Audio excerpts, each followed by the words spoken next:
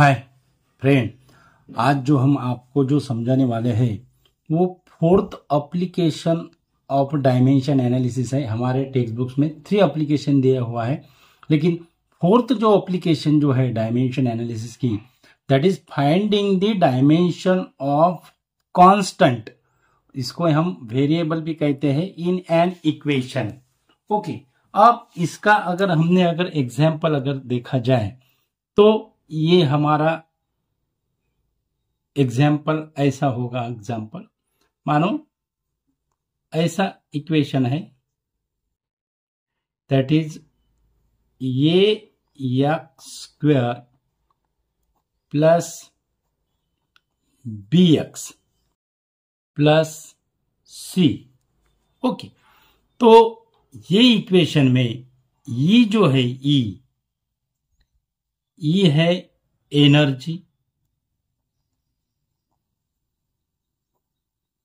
Okay, उसके बाद x जो है यक्स है डिस्प्लेसमेंट। ओके, और ये बी और सी कांस्टेंट है। ये बी एंड सी आर दी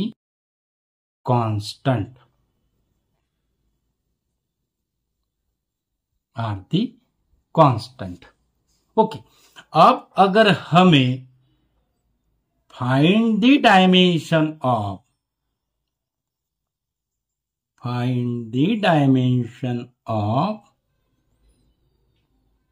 ये बाय बी की डायमेंशन अगर हमें निकालना है, फाइंड द डायमेंशन ऑफ ये बाय बी, इसको अगर हमें निकालना है तो वो कैसा निकालेंगे? तो बहुत सिंपल और इजी ऐसी ट्रिक्स है।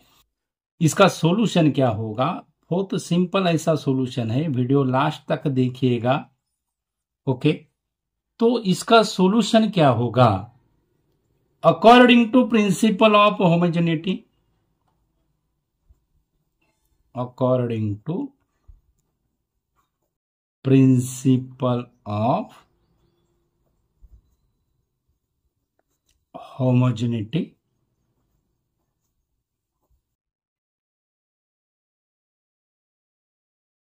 ओके, प्रिंसिपल क्या कहता है हमें?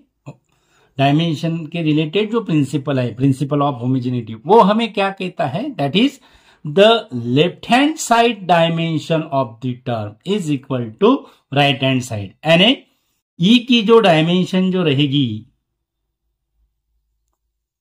वो डायमेंशन रहेगी ए एक्स स्क्वायर की। ओके, उसके बाद ई की जो डायमेंशन रहेगी वो डायमेंशन रहेंगी बी एक्स की। हमें ए बाय बी की डायमेंशन निकालना है, यानी सी का इसमें रिलेशन नहीं है। अगर सी भी कहा जाता था तो फिर हम सी का भी लेते थे। ओके, अब हमें ये की डायमेंशन निकालना है, यानी ये इक्वेशन से ये का वैल्यू क्या होगी? ये that is equal to dimension of E upon dimension of X square, और बी क्या होगा? B dimension of E upon dimension of X. Okay, अब हमें ई की डायमेंशन पता है, देयरफॉर ये की डायमेंशन क्या होगी? ये की dimension that is equal to, E की डायमेंशन क्या है? That is m1 l2 t-2।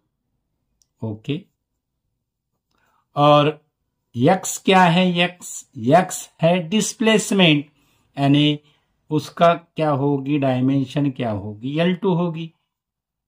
Okay, तो यहां पे हमें क्या मिलेगा? m1 t-2, m1 t-2, okay, यहां पे क्या मिलेगा, m1t-2 मिलेगा। अब ये हो गई ए की डायमेंशन। सिमिलरली बी की डायमेंशन क्या होगी, बी की डायमेंशन हमें क्या मिलेगी, बी की डायमेंशन यानी डायमेंशन ऑफ ई और एक्स यानी यल के जगह यहां पे कितना आएगा, 1 आएगा, यानी उसकी जो डायमेंशन होगी वो डायमेंशन कैसी होगी फिर, m1 l1 t-2।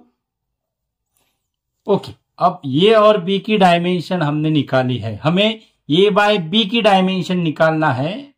तो ए बाय बी की डायमेंशन क्या होगी, ए बाय बी की डायमेंशन क्या होगी, दैट इज इक्वल टू, ए की डायमेंशन क्या आई, ए की डायमेंशन आई m1 t-2। ओके, उसके बाद बी की डायमेंशन क्या आई, बी की डायमेंशन आई m1 l1 t-2। ओके, तो उसकी डायमेंशन क्या होगी फिर, m0 आ जाएगा, m0। उसके बाद यल जो होगा वो यल होगा -1 और टी क्या होगा, 0 होगा, टी क्या होगा, 0, यानी dimension of A by B कितनी होगी, दैट इज l-1। ओके, तो इस तरह से सिंपल ऐसा प्रॉब्लम था डियर स्टूडेंट। तो फोर्थ जो एप्लीकेशन है, dimension of finding the dimension of constant in an equation, तो सिंपल ऐसा वीडियो था। और वीडियो अगर पसंद अगर आया तो लाइक कीजिए, हमारे चैनल को सब्सक्राइब कीजिए। हमने ऐसे ही इम्पोर्टेंट जो वीडियो है वो वीडियो चैनल पे अपलोड किए हैं। तो इस तरह से आप जो हमें सपोर्ट जो कर रहे हो उसके लिए आपका बहुत बहुत धन्यवाद। Thank you so much.